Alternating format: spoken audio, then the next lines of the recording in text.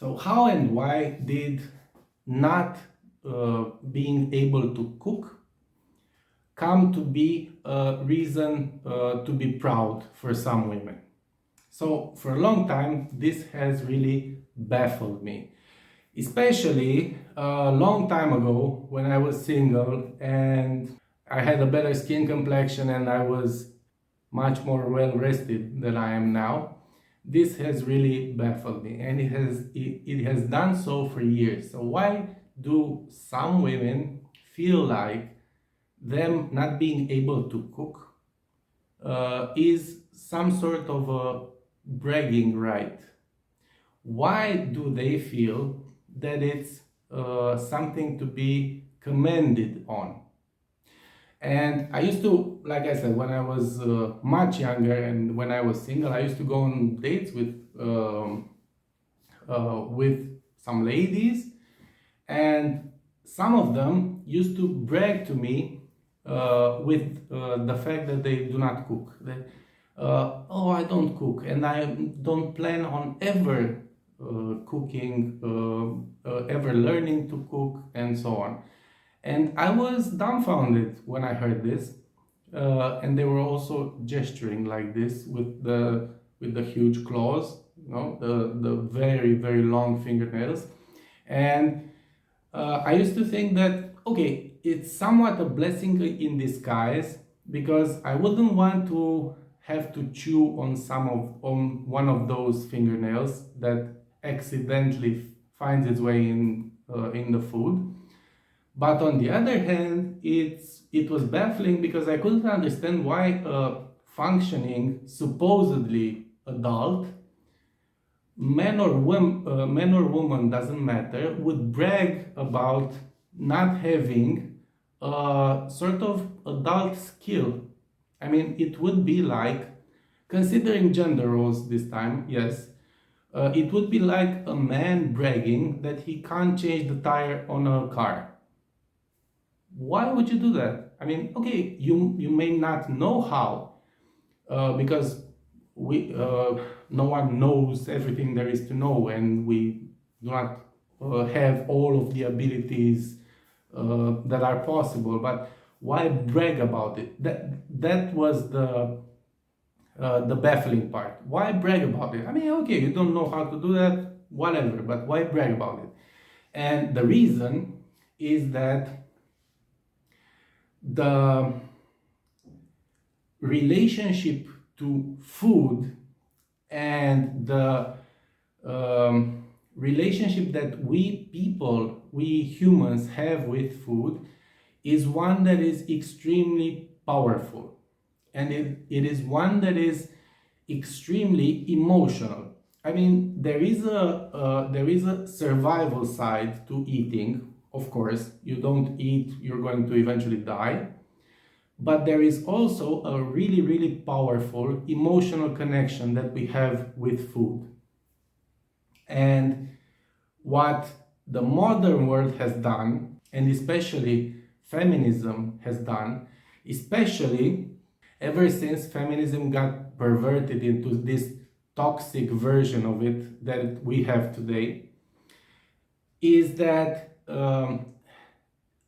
the relationship that we have with food has become extremely perverted and has been under a huge amount of attack, at least in the last decades. And we have gone from we humans living in tribes, in very small but closely knit communities, and eating together, we have gone to isolating ourselves inside our immediate family and eating just among the basic family that we have. And now there is a push to isolate us further, and there is a push that we all should eat alone. So it is not commendable that you know how to cook unless you're only doing it for yourself. if you're doing it for yourself and you make yourself some sort of salad with some nuts and seeds and avocado and all of that, and you post it on Instagram, that's amazing. You're brilliant and you're a master chef and all of that. But if you cook for your family and you're a woman and you cook for your husband and your children and all of that, you're basically just trash. You're a slave and you don't even know it. You're a little more than an appliance, and you are extremely oppressed. So, like I said, we humans have a really emotional connection with our food.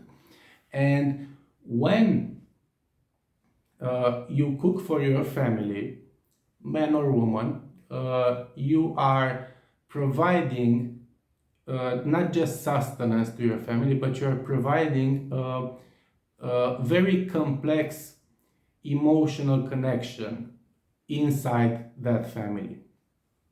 You are nurturing them in more ways than just the physical stuff that is represented by the food. It is also an emotional process going on, and if you don't see that, understand that for us humans, food is more than just sustenance. It is emotion. It is the reason that we have eating disorders, because our emotions when it comes to food gets affected in some way or another, and that turns into an eating disorder.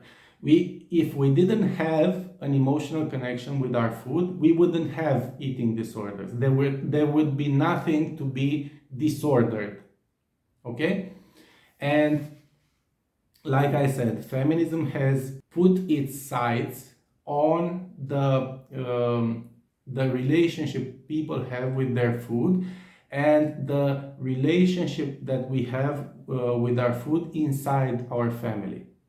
And the really vocal advocates of feminism are using all sorts of tactics, but two stand out the most, and they are shaming and intimidation.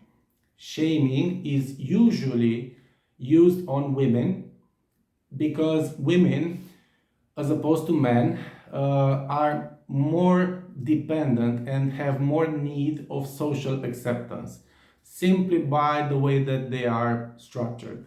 And I'm not talking about particular individuals here, I'm talking in general. So in general, a woman is more likely to respond to shaming than a man, because a woman is more in need of social acceptance than a man is.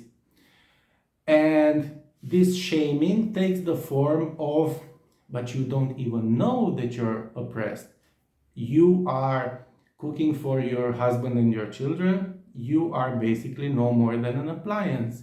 You are a slave in your own home and you don't even know it. And you need to be saved.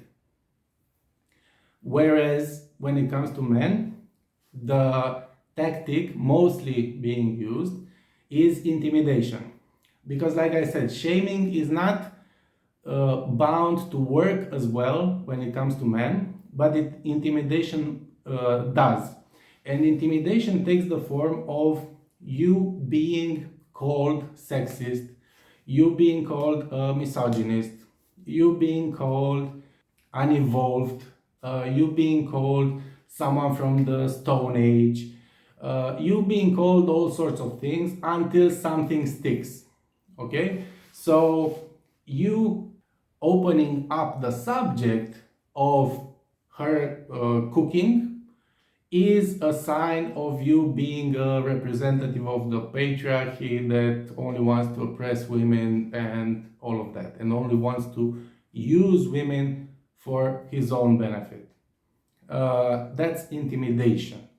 And it takes the form of many things, including cyberbullying and all of that. I don't need to get into the details because I'm sure you're pretty much aware of it. But I wanted to take the time to talk about this because, like I said, this has baffled me for quite some time, and I couldn't pinpoint the exact origin of this almost blatant display of incompetence when it comes to cooking, and I couldn't figure out the source of this unstated pride that these women had in the fact that they do not cook, nor do they intend to ever do. And it is this: it was their pride that they are finally free of being oppressed by men. If you follow that logic, like I said, we should all just eat for ourselves, just cook for ourselves and eat by ourselves, and just be more and more alone as time goes by and as feminism takes its roots in all layers of society. And for me personally, that is something that I cannot accept and I cannot adhere to in any way. But for all intents and purposes, that was the purpose of this recording, to sort of tell you that I figured it out and to share it with all of you. And now I feel a little bit lighter in the chest area, and I feel a little bit more unencumbered by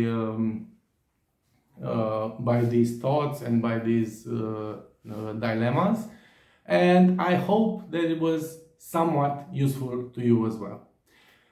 Anyway, thank you for taking the time to listen to this. And if you want to hear more from me, don't forget to hit subscribe and ring the notification bell. Hoping to see you next time, but either way, I hope you have a great day. Bye.